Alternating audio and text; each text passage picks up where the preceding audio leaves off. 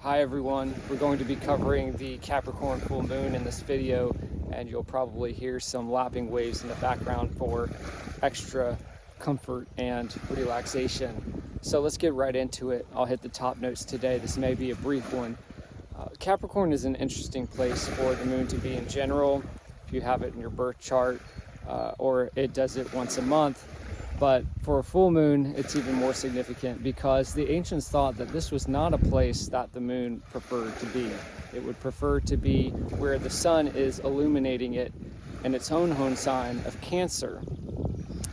Now, Cancer and Capricorn are kind of like the mom and the dad of the zodiac. Cancer being the mother, the domain of the moon, a little bit more of the ebb and flow. Whereas Capricorn is the father and the structure and the rigidity and the limitations, rules that we face.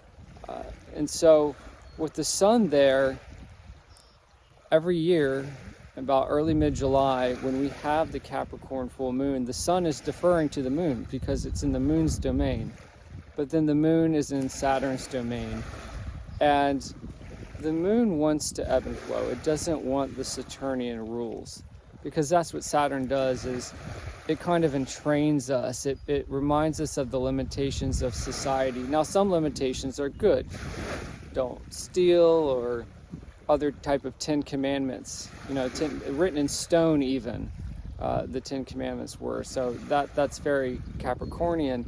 But there are good things about that, because rules can endure and they stand the test of time, and they give us a sense of comfort in their own way, because while they may limit us and entrain us, they can allow us to carve out a straight and narrow path in order to live our lives by. So it's like a moral code. Now, all these words are something that's very kind of under the hammer these days, because we live in a society that's fast becoming more experimental and very loud and changeful, and not very quiet and rule driven.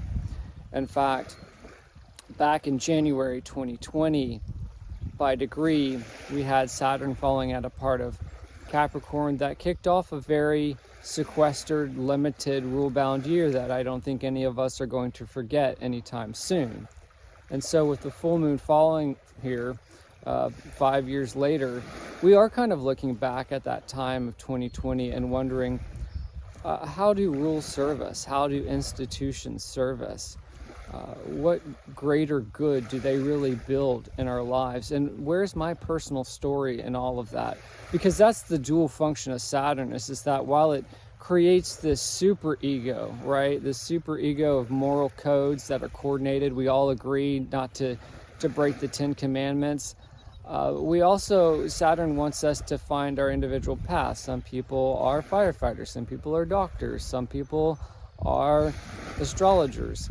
It gives us an individual slot to go into in society so that we can have not wiggle room, but a way for us to individualize how we follow rules. Now, this was the big thing, I think, about 2020, is because everybody was dispersed, right? And so as we went into our individual niches, we realized, I don't want to be a firefighter. I don't want to be a doctor. I don't want to be an athlete. I want to be something else, something that can't be defined even. It's not even that I want to go from being like a banker to a farmer, although that was kind of a meme of the 2020s, or of 2020 itself, or the reverse. You go from a farmer to being a lawyer, although I think a lot of people kind of just scaled back, because Saturn strips things down into their essentials. That's why it understands rules, because it's like, well, what is the most necessary thing in this environment? And so we've come out of that over the past 5 years into these very changeful times, and it's like, well, maybe I want to be a farmer banker hybrid, something synthesized, something that doesn't yet exist yet. And that, I think, is where we are at with this full moon, because it's this realization halfway through the 2020s that structure isn't bad, but the old ways of defining responsibility, the old ways of defining duty, and how we niche and slot into society has changed, because I think society itself has changed. There's no really stable collective core, stable collective public square where we all look to the same clock tower and say, well, it's all noon o'clock right now. And how did we get to that point? How did the 2020 shatter that? Because, in the past you may have lived in the village, and there would have been a round table of village elders, and they would have said, maybe every September 1st we do like a harvest festival. And that was maybe more of like the medieval or the ancient world, right? But in the modern world, these institutions that we rely upon are more secular, right? And that's been a big part of the argument of the trads, or the traditional, the neo-trad community, is that, we don't go to church every Sunday anymore. We don't go to the office 9 to 5, Monday through Friday anymore. We don't have a bar that we bounce to after that 9 to 5 anymore. That's a place where we meet our neighbors and rub elbows with them and have that sense of community anymore. Instead, what we have is a very fragmented world that's loosely held together by post-governmental institutions that tried to hold things together at the last minute in 2020 and just couldn't do it. It created a lot of distrust in institutions. And what was that body? It's the media, right? The 24/7, 365-day media. Movies, news, even figureheads, celebrity influencers on social media. This was the way that we kind of kept our world together, despite living in different literal time zones or spiritual time zones. And because that's broken down, how we niche into a collective core, with that collective core being absent, there's like a hole in the middle, how we niche down into that is different. We don't really have any map or path, and that's why I come out here with these ancient blueprints, this ancient knowledge, and say, okay, well, we don't have to use these 100%, but we can update them to modern times and find a way forward in the absence of all of these traditions and rituals that we don't have anymore. And we realize that maybe a lot of them were false. Maybe a lot of the stuff in media was telling us to go a certain direction, and it really didn't work for that many people, and it gave us like false aspirations. So you're seeing a lot of people, I think, at this time go back to the drawing board and kind of redefine what it is that they want for themselves outside of certain prescribed norms. So yeah, it has this kind of, in my previous video on the Cancer new moon, when talking about the kind of ancient definitions of Cancer and updating them towards modern life, I talked about how Cancer was more of like a nostalgic energy, that mother energy. And I do think, like with the moon being the Cancerian planet falling in Capricorn, we are a little bit nostalgic. I saw a meme the other day where it was like a Gen Z person saying they had a picture from like a 90s movie, like She's All That or something like that, or early 2000s movie. And they said, do people really just randomly gather at parties like this, where they're just standing around with beer in their hand and there's no phones and they're just talking to each other, and it was randomly organized and people enjoyed it and they showed up? And it's so interesting to see how media influences our understanding of the past. And if you were there, you can say, yeah, like I do remember that was somewhat approximate to how it was. And if you weren't there, maybe you're more nostalgic for the future now. It's like, what can I create memories for, versus how can I kind of return to a place that reminds me of the good things of the past, but I have to kind of carve it out on my own now, because there is no map, there is no guidepost, there is no guardrail that will let me know whether what I'm doing, whether my destination is worthy.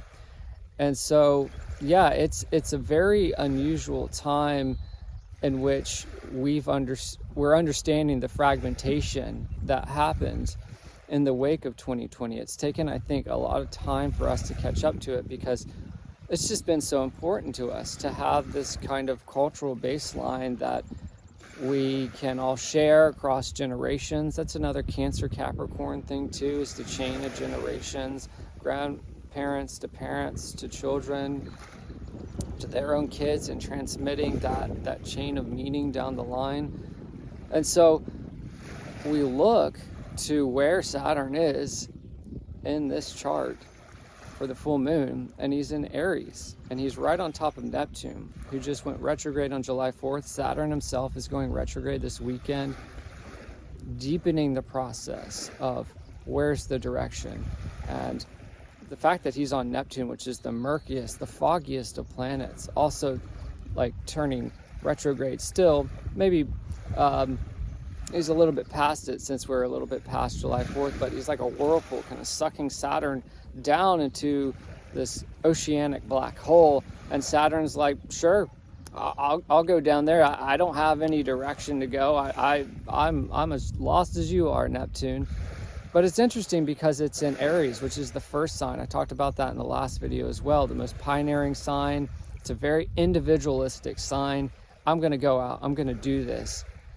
Because Aries relates to Capricorn in the terms of the guideposts of the seasons. Capricorn is the winter solstice. Again, I talked about this in the last video. Aries is the spring equinox. Let's start a new year. It's the astrological new year. So with Saturn there and Neptune there, they want to start that new year in ourselves. But they're an unusual combination of planets because they both deal with our ideals. They can be a little bit malefic, as the ancients described, in that way, because they can weigh us down with considerations of what we're supposed to be and where we're supposed to go. You know, especially Saturn. Every time you're 28 to 30, everyone on Earth has their Saturn return. And that's why people get so bogged down at that time, because they're facing the limitations of who they're supposed to be. So those two planets in very individualistic areas. I've got some bugs out here, that's why I keep kind of like swiping. In very individualistic areas, what they're trying to do is push us towards taking a risk, towards doing something that would be fresh and new and pioneering and outside the box. But they're both retrograde, and especially because we're looking at them in the light of this Capricorn full moon, it is this sense of maybe retreating into the self and having to ask, okay, what parts of the media landscape that helps me kind of hold my worldview together are an illusion? I mean, Neptune, again, the murkiest of planets, the planet of illusion, can really be disillusioning for us. In a way, we realize that the illusion was something that we never really wanted, or we could never really attain, or it was too much of like a kind of celebrity influenced fantasy that we had, maybe a fantasy, because we're talking about Capricorn and Cancer, that our cultural parents or our biological parents held over us, and it wasn't really our path. Now, where is that path guiding us? It's pretty indistinct, because these planets that defer to the Capricorn full moon are retrograde, particularly Saturn, then Saturn on top of Neptune and Aries. And so plans at this time can be quite murky. They can be quite questioning. They can have us kind of questioning our own sanity. Can I be like a farmer banker hybrid? Can I be neither? Can I be some third thing? How do I do this? When there's no ritual, when there's no tradition, when there's no path, when the media that I enjoy kind of makes me only half inspired now, because I see through that illusion, and I know that I have to, with my own heart, write out the straight and narrow path ahead. Well, it's going to be, I think, more of a winding path. We did just have Uranus, the planet of disruptive change, go into Gemini for this full moon, and he hasn't been there since World War II, and that's creating a lot of erratic, zigzagging energy. Gemini is our mind, it's our basic logic, it's how we're piecing things together on a day-by-day basis. And yeah, I want to talk about Gemini. I want to talk about Mercury, because Mars, which rules Aries, that kind of warlike energy, you know, Saturn and Neptune in there for the first time together since the US Civil War, creating a lot of the tariff wars and a lot of just ideological tension on the world stage. I don't even have to mention the headlines. Also, natural catastrophes and devastation and things like that happening in Texas. We defer to Mars now, and he is in Virgo, which, like Gemini, is a Mercury-ruled sign. We're looking at the small bits and pieces that make up our mind and our day-to-day world, how we get from A to B. Virgo is a little bit different than Gemini because it really is focused on our routines, our diets, our habits, our schedules. You know, how often do you scroll? What time of day?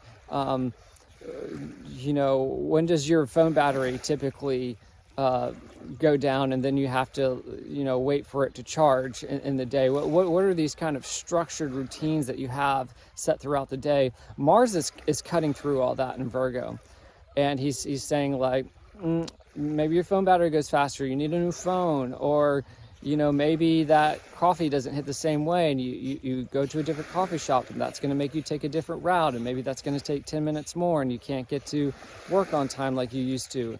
So he's cutting away all these old habits, and especially because we have the South Node there. Now the South and North Node are like a barbell.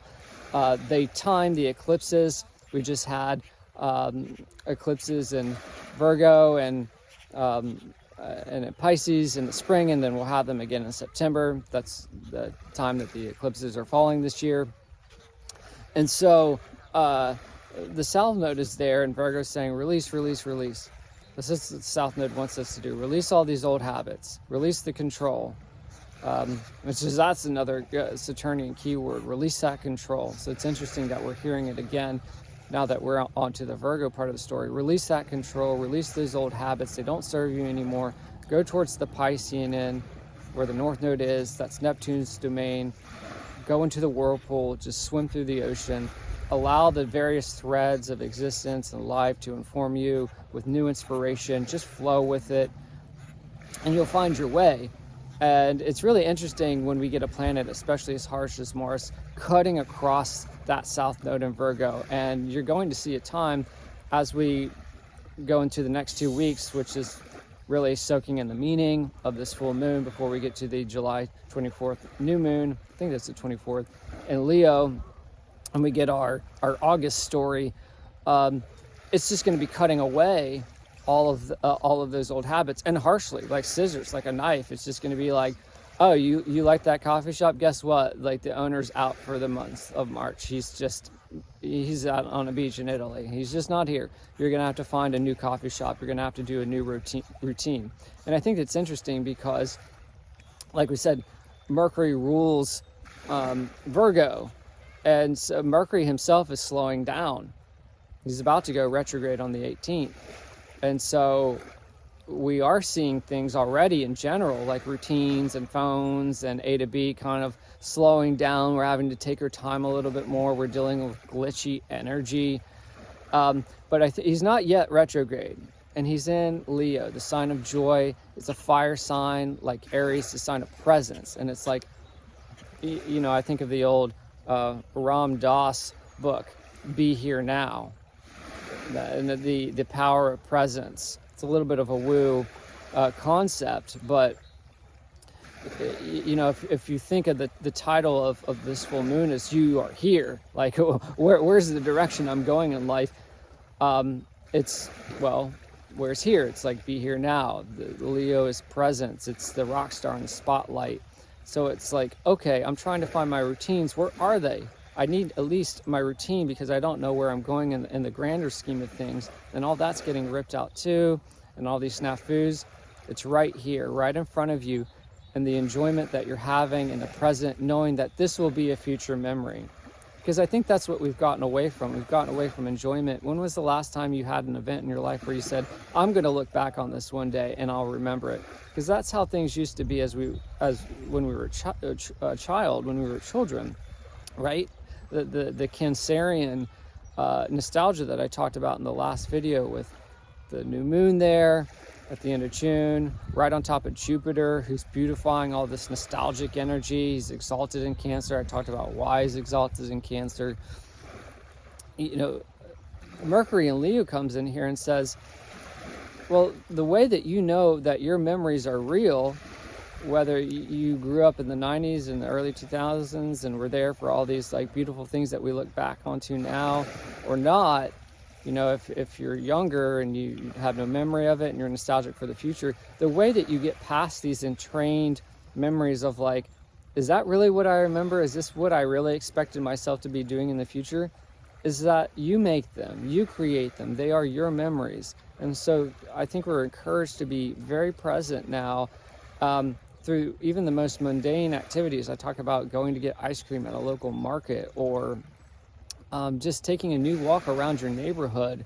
It's something very hyper local, not looking at the grand picture so much, not looking at the global news and trying to understand where you're supposed to be based on what everybody else is agreeing on, and saying, you know what, I like this right here, right now, and I'm going to look back on this in the future, remembering this is a good time. And then I'll have that continuity, I'll have that chain of meaning that allows me to build and orient myself and say, well, now I'm here now. That's where I was, and this is where I am now, and I'm solid and I'm secure and I'm confident in that because I have a bookmark. And I think that's what this full moon is offering to us. We also have Venus along with Uranus and Mercury's other home sign of Gemini. She's trying to, again, enrich us with the basic facts right in front of us, a very hyper-local sense of what's going on, your five senses. And she's interfacing with all of this energy. She's a very soft, benefic planet, unlike Mars and Saturn and Neptune, which can be malefic planets in the ancient sense. She's trying to soften things. She's a tonic planet related to beauty and finances and relationships and health. And she's saying, you know, all this good stuff right in front of you, piece by piece, breadcrumb by breadcrumb, is going to be the way that you move forward and find that direction. So it's a very interesting time where I think you'll see a lot of people kind of releasing plans and making new ones based on kind of an ad hoc scenario, kind of just day by day, piece by piece, what's right in front of me. We live in a very fragmented world now, and I think that that's a heavy realization to have at this full moon. But we also have a lot of enjoyment in front of us based on these inclinations, these influences, these inspirations coming to us from these cosmic patterns saying, well, you can still have a blueprint, you can still have a map. You may have to carve it out yourself, but the world will support that now, and you won't be punished for doing that. And I think that that's a very important and new and exciting thing to really focus on at this time. It's really going to take us down some memory rabbit holes. You may start to interface with old people or projects or places as a part of this process of understanding, hey, I'm making memories in the present now, and I'm building a future for myself that's really based on definitions of what brings me happiness. So I'm going to leave you with that. Again, a little sign off. You can find me on X. I post there every day. Pretty much in the morning, I send off basically kind of a weather forecast of what the energy is going to be like. So I'm Zeitville Media on there. I'm also Zeitville Media on Substack, where I have a bi-weekly newsletter. It's a great place to get deep dives like this. And then, of course, Zeitville Media at protonmail.com. That's a way to get in touch with me, to do one-on-one blueprint sessions. It's not just a birth chart reading. We go beyond astrology. We look at your archetype. We do stuff like in this video and on my X account and in my newsletter, where we really go deep personally with you as to what that new path ahead, that pioneering path ahead for you could be. So, you know, I help people with everything from, you know, restarting a relationship to a career change to a move, all that kind of stuff. It's really great for that, and everybody's been extremely happy with it. So if that's something that interests you, check that out as well. But that's what I have for you for this full moon. You know, trust. Okay, trust that what you're going through is not something particular to you, in the sense that you're alone in it. A lot of people are trying to figure it out right now.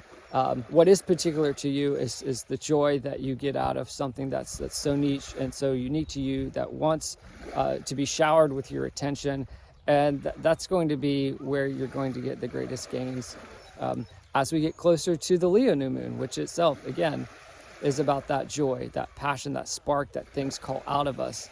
And it's right here in front of us right now. So take some time to be present and see the good things right in front of you, and that'll help you put the next step forward. Just one foot in front of the other at this time, and you'll find a way to feel secure and stable in that. It's a little bit of a paradox. It's a little bit of a Zen message at this time, but that's the guidance that we have. So thanks for tuning in, and I'll see you next time.